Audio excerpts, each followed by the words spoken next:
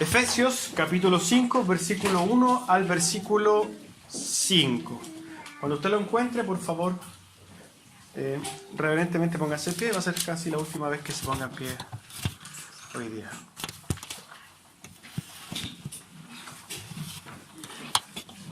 Amén.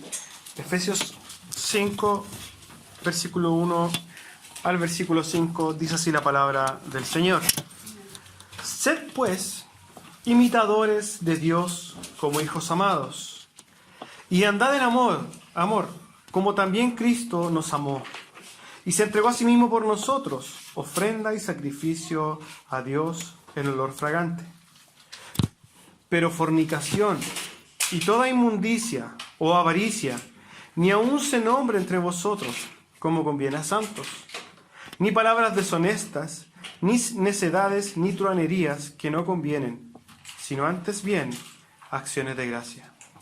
Porque sabéis esto, que ningún fornicario o inmundo o avaro que es idólatra tiene herencia en el reino de Cristo y de Dios.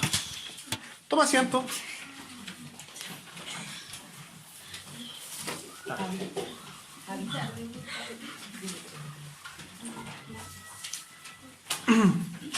Bueno,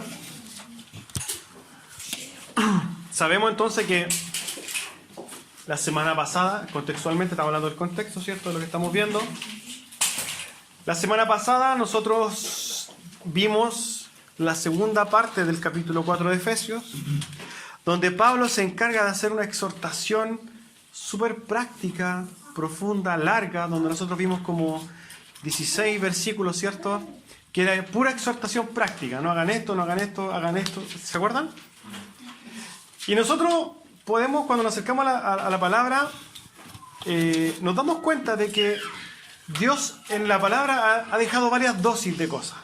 Algunas dosis de reprensión, de corrección, de esperanza, algunas dosis de profecía, un montón de cosas. Pero nos damos cuenta de que a través de estos pasajes y de todo lo que hemos visto de Efesios, que hay mucha, de alguna forma, exhortación, hay mucha intención de parte de Dios de corregirnos, de corregir nuestro caminar.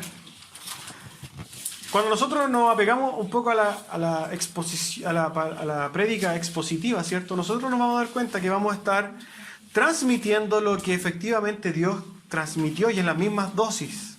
¿Ya? No sé si se entiende esto.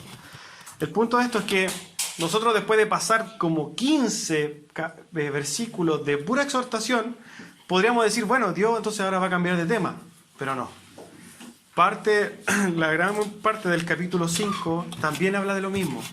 Y hoy día la exhortación que parte diciendo Pablo es, lo primero es, sed pues imitadores de Dios.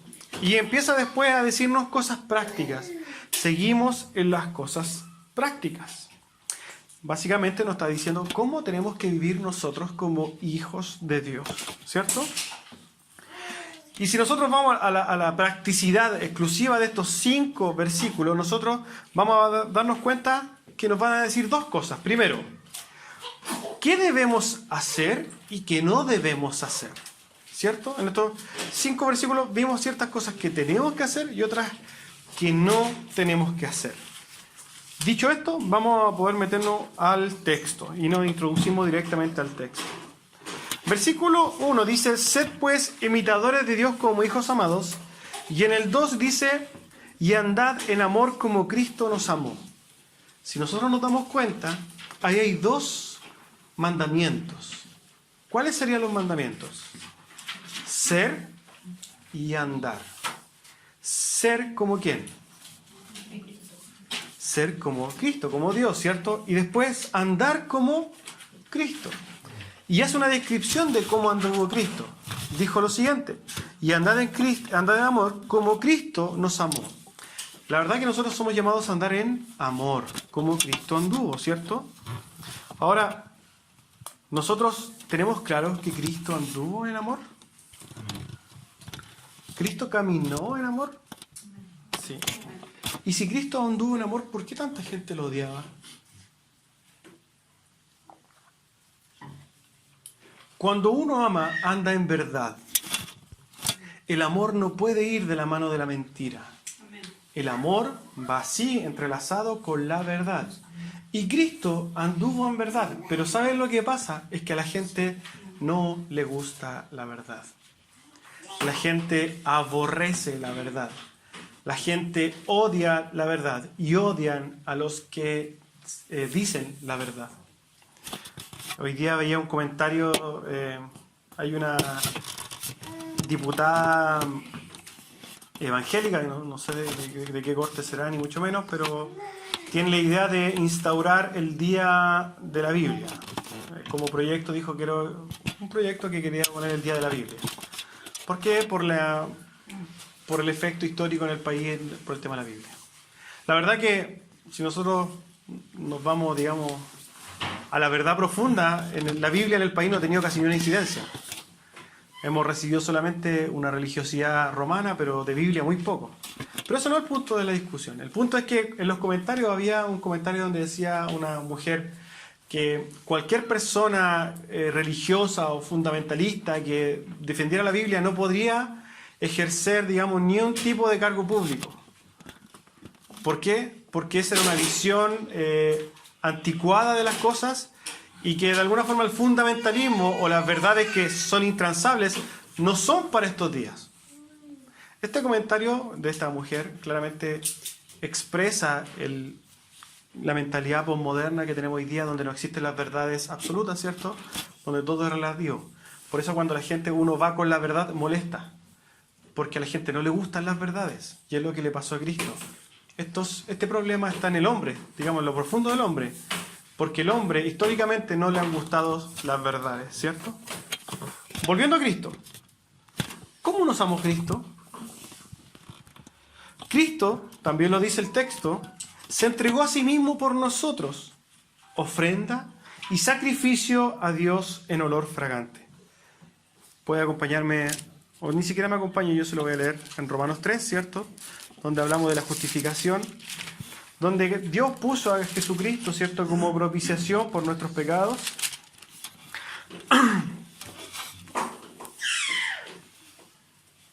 Romanos 3, versículo 21, pero ahora, aparte de la ley, se ha manifestado la justicia de Dios, testificada por la ley y los profetas. Cristo, ¿cierto?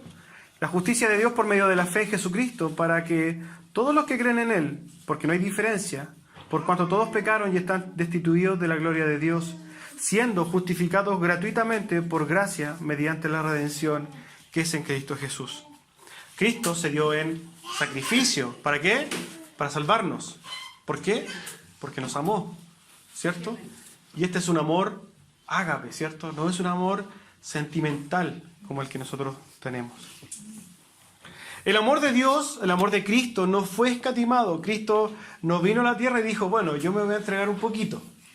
Aquí hay un poquito de mí. No, Cristo se entregó por completo, ¿cierto? Y a través de estas pequeñas verdades nosotros, si nos vamos al texto, vamos a ir descubriendo ciertas cosas. Si Cristo se entregó por completo y el Señor nos manda, ojo, nos manda a decir, anden como Cristo, ¿qué debemos entender? Que debemos entregarnos nosotros por completo, así como lo hizo Cristo, ¿cierto? El amor de Dios, el amor de Cristo no fue dado a medias. Mateo 20:28 dice, como el Hijo del Hombre no vino a ser servido, sino para servir y para dar su vida en rescate por muchos. Cristo dio su vida, ¿por qué? Para rescatar a muchos. Ahora, ¿nosotros podemos dar vida para rescatar a otros? Sí podemos. ¿Y cuál es la forma bíblica de hacerlo?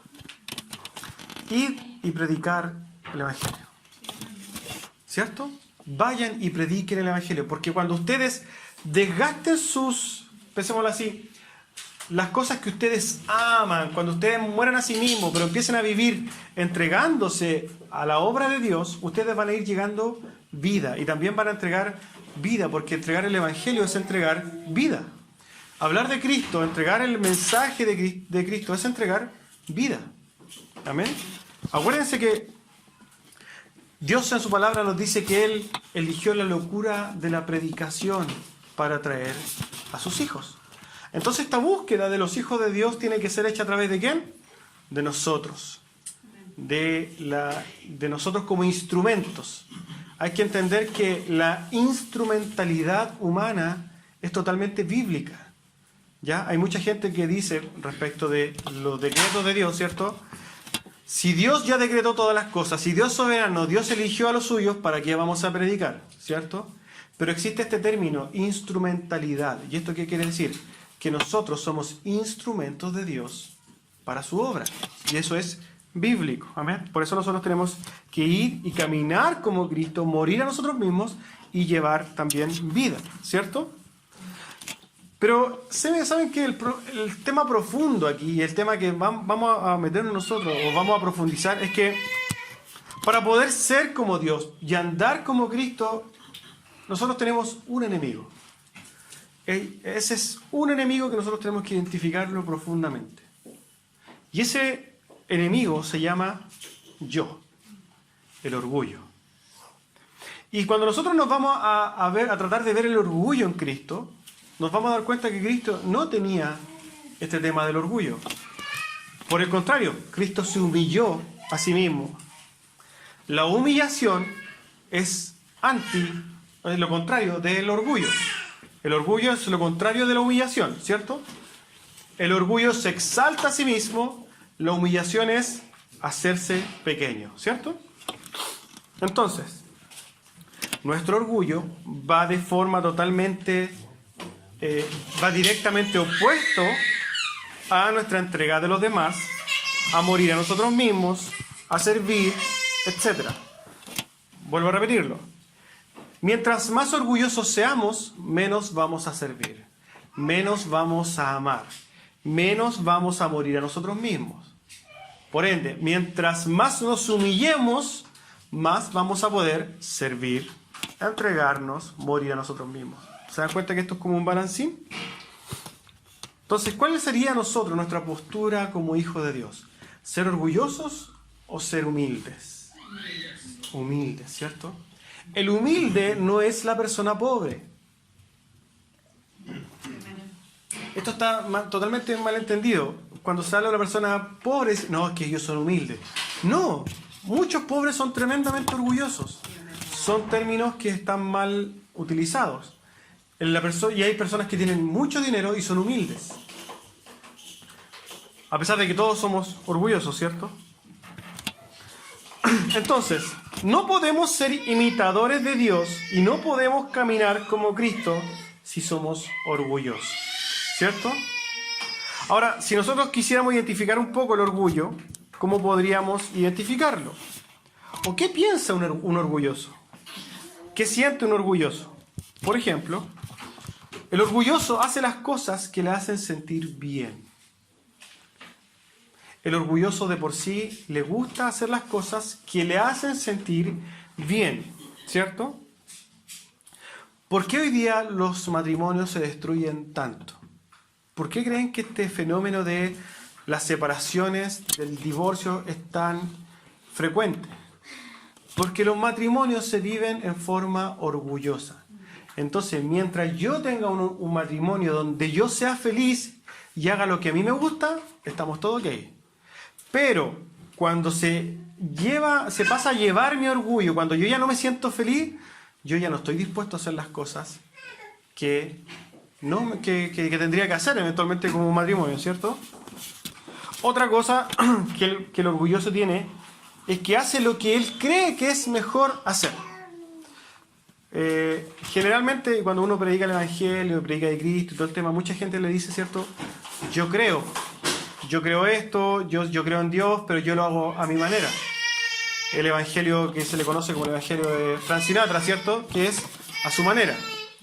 Pero la persona que tiene este Evangelio de vivir el Evangelio a su manera es una persona orgullosa. ¿Por qué? Porque hace las cosas como ella cree que es mejor hacerlas. Ahora en esto caemos todos. Todos caemos en esto. Si el problema no es que lo hagamos alguna vez, porque lo vamos a hacer. El tema es cuánto lo hagamos. Cuánto tiempo seamos orgullosos, cuánto tiempo estemos más atentos a ser humildes. ¿Por qué? Porque como le digo, nosotros todos vamos a morir con algo de orgullo, siempre vamos a ser orgullosos. Pero algo a lo cual nosotros tenemos que estar atentos, ¿para qué?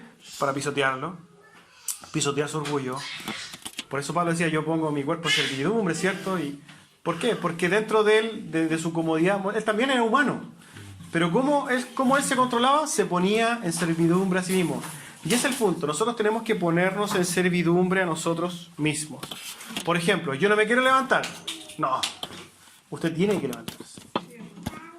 Tiene que hacerlo. Es que no quiero estudiar la Biblia. Por ejemplo, un síntoma de orgullo. No, me da flojera estudiar la Biblia. Eso es orgullo.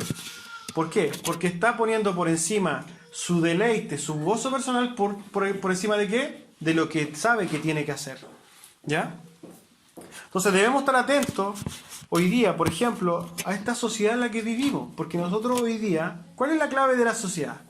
Hoy día el otro día mi esposa me decía sé que yo sacaría todos los canales hoy día de la televisión nacional, ¿cierto? Donde los programas son un asco, donde todos los programas es una estupidez lo que muestran. Y si usted se fija, no solamente en los canales, en todo lo que representa la sociedad lo único que apunta es algo, a ti mismo, tu orgullo. Eso es lo que alimenta. Los comerciales, piensa en ti, sé mejor, tú eres el mejor, sé más cómodo, sé más próspero, ten más cosas, consume más. Todo va en ti, todo piensa en ti. No sé si se acuerdan el mensaje de... Hay un comercial que hacían de los seguros, que daban a entender lo siguiente. Era muy diferente hablar de un auto, ¿cierto?, que hablar de tu auto. ¿Cierto? No sé si se acuerdan. Que era un comercial de seguros. Ponían una casa y en vez de ponerle casa le ponían tu casa. Y decían, hace una gran diferencia ponerle el tú, porque es tuyo. Porque habla de ti. A nosotros nos gustan nuestras cosas, lo propio, ¿cierto? No estamos dispuestos a lo demás. Todo el sistema, todo lo que nosotros hoy día estamos expuestos apunta a ti. Y en eso tienes que tener cuidado. ¿Por qué? Porque nosotros sí o sí somos condicionados por la sociedad. Usted, por más que diga, no, es que yo me alejo, sí o sí somos condicionados por la sociedad. Desde el punto de cómo nos vestimos, porque cómo nos verán los demás, desde el punto de las cosas que nos queremos comprar. En todo se ven estas cosas. Por eso tenemos que estar atentos. Por ejemplo, y seguimos hablando de las personas orgullosas, el orgulloso se siente mejor que los demás, ¿cierto? Yo hago las cosas mejor. Tú las haces mal, yo las hago bien. El orgulloso cree que no necesita ni un consejo ni una corrección. No, yo hago las cosas perfecto. El orgulloso, sin darse cuenta, generalmente todas sus motivaciones son por su satisfacción personal, incluso cuando ayuda a los demás. El orgulloso, hermano, está dispuesto a ayudar a los demás si es que eso le da placer, si eso le hace sentir bien. Y ahí usted se da cuenta que muchas veces estas personas orgullosas que dan y ayudan no lo hacen porque quieran hacerlo, o sea, por el bien final de los demás, sino que lo hace por sí mismo. Ojo con eso. El orgulloso no quiere sufrir ni quiere cansarse. Etcétera, etcétera, etcétera. Cualquier cosa que tenga que ver con el yo es el orgullo. Y cuando nosotros lo tenemos que tener muy claro y compararnos con quién, con la persona que siempre tenemos que compararnos, ¿quién es? Cristo. Y para compararnos con Cristo tenemos que irnos a Filipenses 2.5, yo creo que me acompañe para que lo lea conmigo. A Filipenses 2.5.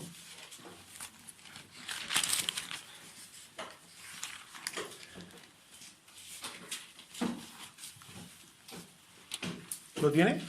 Amén. Es que no lo tiene, escuche con atención. Haya pues en vosotros este mismo sentir que hubo también en Cristo Jesús, el cual siendo en forma de Dios, no estimó el ser igual a Dios como cosa a que aferrarse, sino que se despojó a sí mismo, tomando forma de siervo, hecho semejante a los hombres. Y estando en la condición de hombre, se humilló a sí mismo, haciéndose obediente hasta la muerte y muerte de cruz. Fíjese lo que cuando nosotros hacemos este parámetro, esta comparación entre lo que somos nosotros y lo que es Cristo. Cristo, hermanos, siendo Dios, no escatimó ser como Dios, sino que se hizo hombre, ¿cierto? Y aún estando en una condición de hombre como nosotros, ¿qué dice? Se humilló a sí mismo, se despojó a sí mismo, dice. ¿Qué significa despojarse de sí mismo? Dijo, bueno, ya no importa lo que yo quiera, pretenda, sienta o no. Aquí yo voy a hacer lo que tengo que hacer. Y tomando forma de siervo, ¿cierto? Hecho semejante a los hombres, y estando en la condición de hombre, se humilló a sí mismo, haciéndose obediente. Ahora bien, nosotros, ¿qué tenemos que hacer para poder andar como Cristo? Si Cristo se hizo obediente, ¿qué tenemos que hacer nosotros? Hacernos obedientes. Si Cristo se despojó, ¿qué tenemos que hacer nosotros? Despojarnos. Si Cristo se humilló, ¿qué tenemos que hacer nosotros? Humillarnos. Y ojo hermano, esto es un mandato de Dios, no es una si quieres lo haces, no. Cuando la palabra habla en estos imperativos, sed, es un mandato. Y andad es un mandato, es un imperativo, es una orden.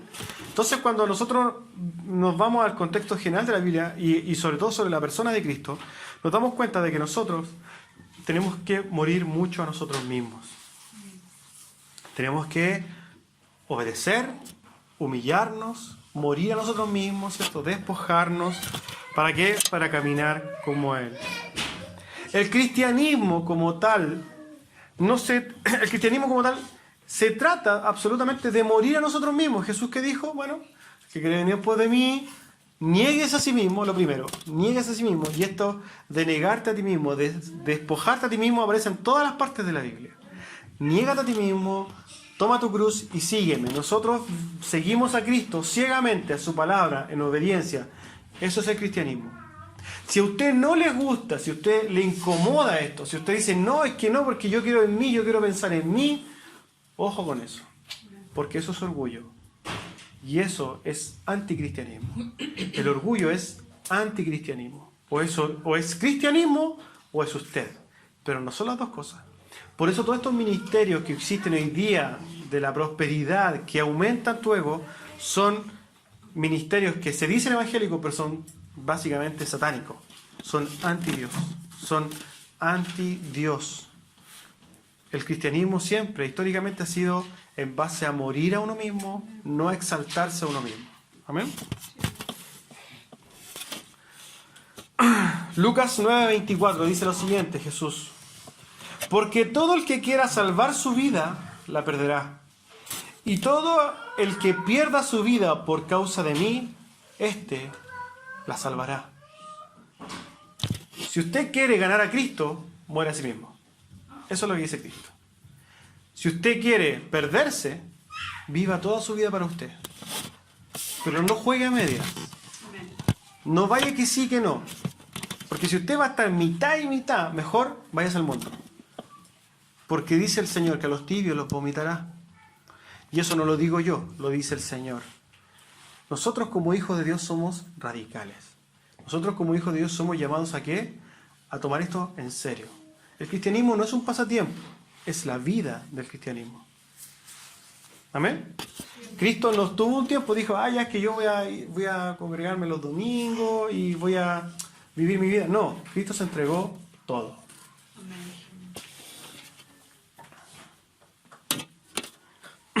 Ahora, fíjense que una de las consecuencias, uno de los frutos más importantes, y específicamente el fruto que está hablando aquí en Efesios 5, respecto de cómo anduvo Cristo, dijo andad en amor.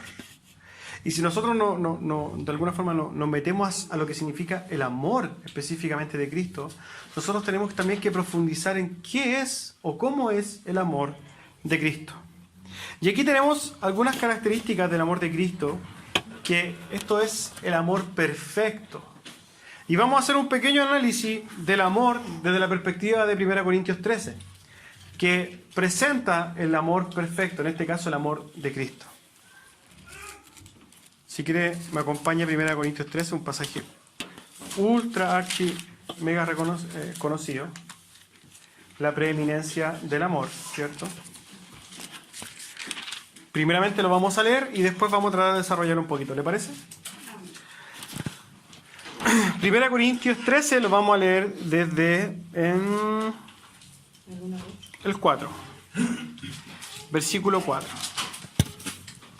1 Corintios 13, versículo 4. Fíjese lo que dice la palabra del amor. El amor es sufrido, es benigno. El amor no tiene envidia. El amor no es jactancioso. No se envanece. No hace nada indebido. No busca lo suyo. No se irrita. No guarda rencor. No se goza de la injusticia, más se goza en la verdad. Todo lo sufre, todo lo cree, todo lo espera, todo lo soporta. El amor nunca deja de ser. Y si nosotros empezamos a analizar un poquito en la persona de Cristo este amor, y vemos cómo Cristo realmente tiene este amor, y nosotros tratamos de meter un poquito en este pasaje, nosotros nos vamos a dar cuenta de las características que tiene que tener el amor en nosotros. Yo con esto, nosotros tenemos que amar así, hermanos. Cuesta, y les va a costar mucho amar de esta manera, porque esto va a implicar que usted tiene que morir a usted mismo. Primero, lo primero que hay que entender es lo siguiente, que el amor, este amor es un amor claramente ágape, ¿cierto? Que es un amor que se da en entrega total sin esperar nada a cambio. No se fundamenta en los sentimientos ni en cómo los demás responden a este amor, sino que se entrega solamente, ¿cierto? No es condicionado. El amor de Cristo es un amor ágape, acuérdense de eso. Amor ágape es un amor de entrega total, sin esperar nada a cambio y sin ver cómo yo me siento respecto del amor que estoy entregando. ¿Amén? Lo primero, bueno, cuando nos vamos al texto, el amor es sufrido. Alguien que ama siempre va a sufrir. Y va a sufrir, ¿por qué? Por el daño que te haga a las demás personas, que eso es inherente a la entrega. Al ver cómo los demás que amen y tú le entregas este profundo amor y te entregas, no entienden lo que hacen, ¿cierto? Vas a sufrir porque te vas a cansar también dando este amor. Pero cuando nosotros entendemos que el amor es sufrido, tenemos que verlo en Cristo, pues, más. ¿Cristo sufrió al amarnos? Sí, porque le costó sufrimiento físico, le costó bastantes cosas. Así como a Cristo le costó muchas cosas el amar, el entregar, a usted también le va a costar muchas cosas. Y eso es parte de entregar amor. El amor es benigno, ¿cierto? Busca el bien de los demás. El amor no es para que los demás estén mal, busca el bien. El amor no tiene envidia, ¿cierto? No se irrita al ver la prosperidad o el desarrollo de los demás. El amor no se condiciona en base a esas cosas. El amor no se envanece. No es un amor que se fundamenta en la vanidad propia. Y esto tiene que ver con lo que hablamos delante del orgullo. Muchas veces nosotros decimos amar, pero eso va fundamentado en la vanidad propia, no en la prosperidad o en el beneficio de los demás. No está fundamentado en el orgullo. El amor no hace nada indebido, hermano. El amor es un amor recto. Y en esto, y que lo vamos un poquito más adelante, también tiene que ver con el amor en verdad. El amor, esto es un cliché de la sociedad, ¿cierto? Que dice que muchas veces tienen que hacer estas mentiras blancas por amor. No. El amor está de la mano con la verdad, es recto. Es un amor que no busca lo suyo, como Cristo. No busca el bienestar propio, ¿cierto? Cuando nosotros amamos no buscamos el bienestar propio. Cuando nosotros estamos en matrimonio, ¿cierto? Y decidimos amar a nuestros cónyuges, no se trata de cómo nos sentimos nosotros. Tampoco significa que usted va a sufrir eternamente, no. Pero los dos deberían entender cuál es el fundamento del matrimonio para que los dos actúen de la misma forma. El amor no se irrita, no se frustra, no se enoja. Ojo, el amor no se irrita. No, es que yo te entregué algo, porque no lo respondiste bien, yo me voy a irritar y me voy a enojar. No, el amor se entrega sin esperar nada a cambio, hermanos. El amor no guarda rencor. Recuerden, cuando usted entregue amor, se entregue por su hermano, ponga su mano a la obra. Yo se lo digo por experiencia propia, por la gente que conozco, por mis propias experiencias. Muchas veces la gente no le va a responder como usted esperaba, entre comillas, que le responda. Pero no por eso va a guardar rencor. El amor no se goza de la injusticia. Es un amor derechamente que aborrece la injusticia. ¿Cierto? El amor verdadero es un amor justo. Es un amor que se goza en la verdad. Y esto es lo que hablamos delante. El amor y la verdad van de la mano, hermanos. Nunca olvide eso. No piense que usted al decir mentira o a ser condescendiente con los demás en el pecado, usted va a estar amando. No. Usted tiene que siempre amar en la verdad. Y este es un ejemplo práctico. ¿Cómo usted le predica a un homosexual? A un homosexual usted le va a decir, no, es que ven porque Dios te va a aceptar así. No, hermano. Usted tiene que decirle que eso es un pecado. Usted tiene que decirle que él claramente puede acercarse a Cristo como está, pero Dios va a hacer una obra en él. ¿Por qué? Porque esa condición, esa decisión del hombre no es algo que a Dios le agrade. No estoy diciéndole que no le predique a homosexuales, tiene que predicarle, pero tiene que decirle lo siguiente. Si él conoce a Cristo, nunca podría seguir en el tiempo en esa condición. ¿Por qué? Porque hoy día hay iglesias de homosexuales donde dicen, no, si esto es libre y nosotros morimos homosexuales. Pero eso es ir derechamente atentando contra la palabra de Dios.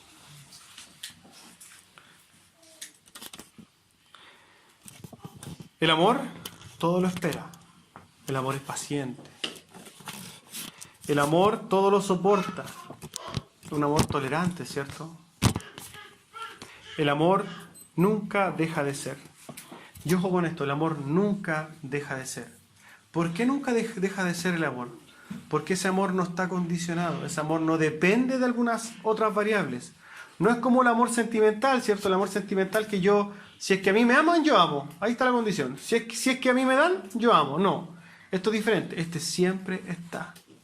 Y este es el amor que un hijo de Dios debería tener. No solamente para con Dios, porque debería tenerlo para con Dios, aunque Dios nunca le va a fallar, ¿cierto? Pero sí para con nosotros, con nuestros hermanos. ¿Por qué? Porque el hermano sí le va a fallar. Yo le voy a fallar. ¿Cierto? El punto es, ¿qué va a pasar cuando yo le falle? Ese es el punto.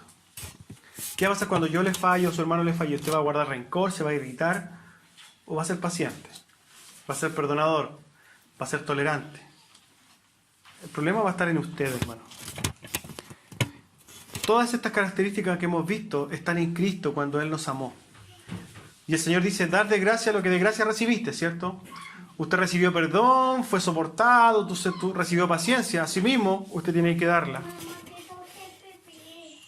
El amor de Dios debe hallar en nosotros una sola respuesta, hermano. Cuando nosotros encontramos el amor de Cristo hacia nosotros tenemos que encontrar una respuesta para eso.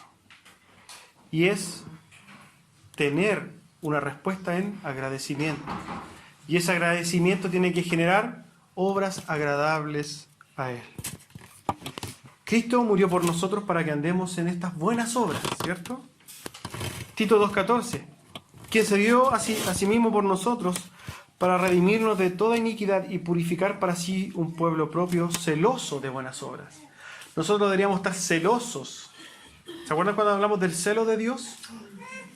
Que es una defensa, ¿cierto?, de las cosas que realmente son buenas, una defensa que de alguna forma cuando nosotros nos encontramos con lo contrario, con que lo que atenta contra las cosas buenas, nosotros las defendemos. Así deberíamos nosotros defender las buenas obras. Y Romanos 6:13 dice lo siguiente, ni tampoco presentéis vuestros miembros al pecado como instrumentos de iniquidad, sino presentaos a vosotros mismos a Dios como vivos de entre los muertos, y vuestros miembros a Dios como instrumento de justicia. No presentéis entonces vuestros miembros al pecado. ¿Qué es el pecado? Toda transgresión contra la ley de Dios. Pero ¿qué dice por el otro lado? Presentaos a vosotros mismos como vivos entre los muertos. ¿Ustedes están vivos? Sí. ¿La sociedad, la gente que está fuera sin Cristo está muerta en sus delitos de pecado? Sí. Marque la diferencia. Cuando nosotros nos vamos al versículo Romanos 5,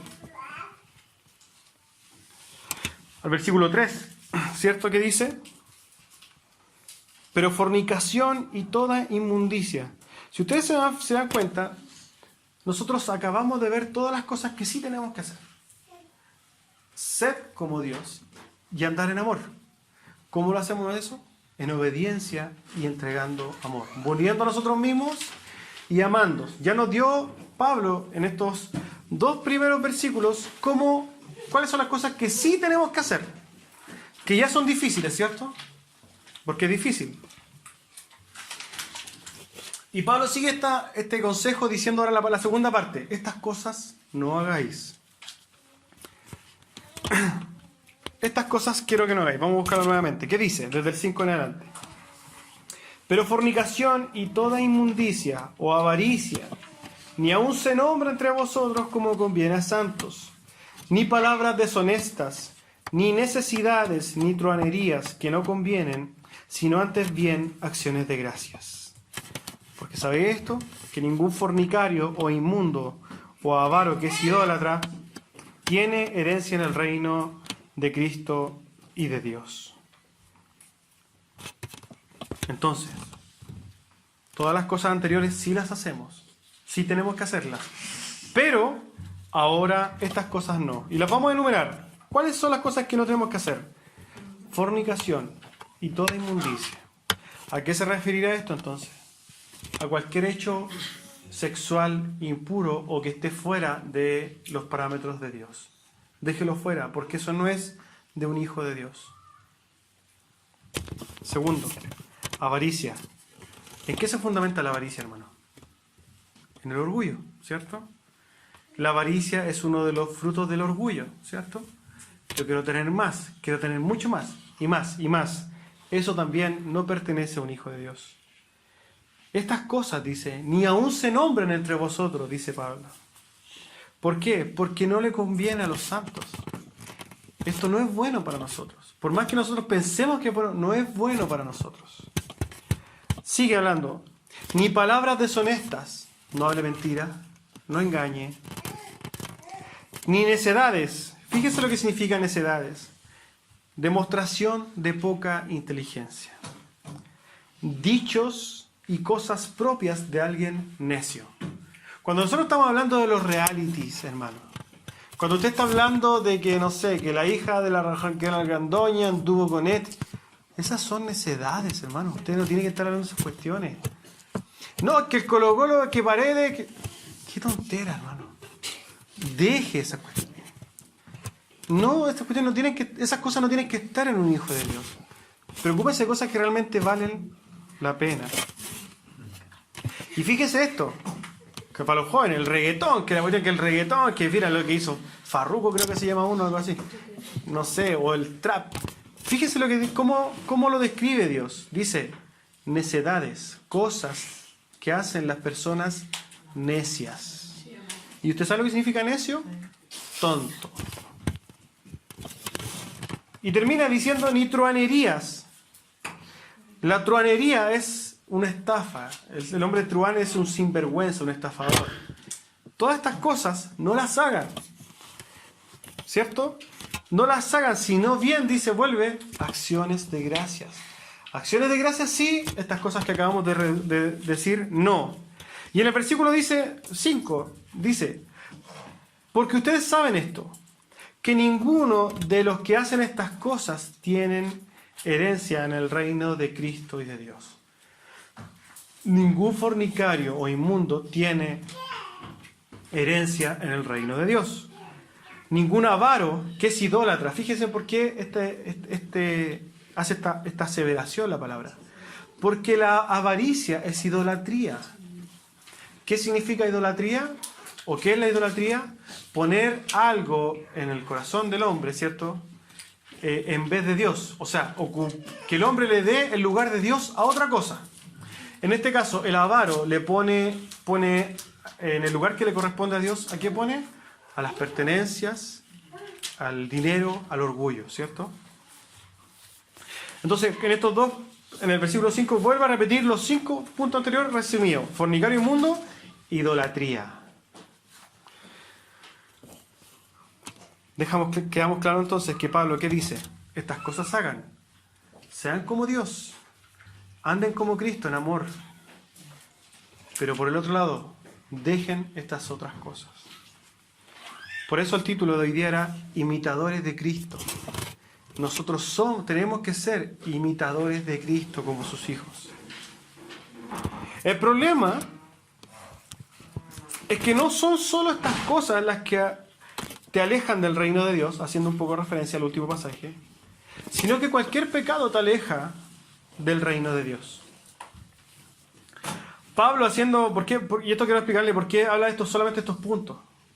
Porque la verdad que Pablo está hablando de la iglesia de Éfeso, donde era una iglesia próspera, estaba en una ciudad próspera, donde la avaricia o el hombre, que el tema del dinero era algo muy parecido a hoy día. Era como Chile, ¿cierto? Nosotros somos los ingleses de Latinoamérica, donde tenemos la mejor situación económica, etcétera, etcétera, donde hoy día somos todos consumistas. Bueno, Éfeso era algo similar, era una ciudad próspera. Entonces yo creo que esto nos viene muy bien a nosotros. Aléjense de estas cosas de la prosperidad, aléjense de esta cuestión de la avaricia, del llenarse de pertenencias, y aléjense de la fornicación. Porque en Éfeso estaba el monumento gigantesco, una de las 7 maravillas del mundo antiguo, ¿cierto? Que era el monumento de la diosa Diana, donde todo este tema de la liturgia tenía que ver con temas de aberraciones sexuales, y la ciudad era como Sodoma, todo era sexual. Pero fíjese que hoy día no es diferente. Hoy día nosotros vivimos en una burbuja, hermanos. El cristiano hoy día vive en una burbuja. Porque cuando usted empieza a hablar con otros amigos, se da cuenta que la sociedad está totalmente pervertida respecto a esto. Totalmente pervertida. Amén. Entonces, el consejo de Pablo era: aléjense de su situación particular en la ciudad que viven. Y esto nos atañe mucho a nosotros, porque nosotros vivimos en una sociedad hoy día muy similar a la de Éfeso en ese entonces. Ojo con esto, cuando yo le estoy hablando de que aléjense de este seguir la economía, seguir la prosperidad, no estoy yéndome al extremo de decirle, oiga, váyase a la teología de la liberación, ¿cierto? Le voy a explicar qué es la teología de la liberación. La teología de la liberación era algo que nace en la Iglesia Católica y que te decía que tú tenías que vivir totalmente pobre, porque así tú alcanzarías el reino de Dios. ¿Ya? Yo no le estoy llamando eso porque eso es antibíblico.